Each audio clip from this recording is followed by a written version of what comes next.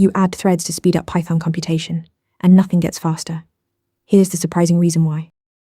The culprit is the global interpreter lock, the GIL. It is a mutex built into CPython, the standard Python runtime, that ensures only one thread can execute Python bytecode at any given moment. Even on a machine with 8 cores, the GIL acts as a single-lane bottleneck. All your threads compete for the same lock, so they can never truly run in parallel. In practice, threads take turns executing. Thread 1 runs, releases the GIL, then thread 2 grabs it, and so on. For CPU-bound work, this context switching adds overhead without any parallelism benefit.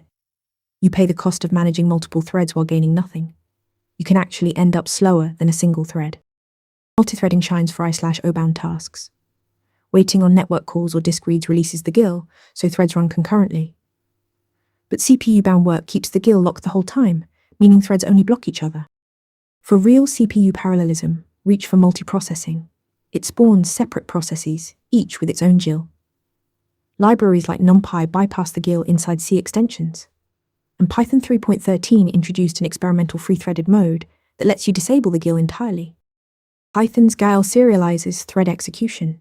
For CPU-bound work, use multiprocessing or C extensions. Follow for more Python internals. Ready to practice for your next interview? Interview Mentor lets you answer real questions just like this one. After each answer, you get a detailed grade and personalized tips to improve. Watch your scores climb as you keep practicing.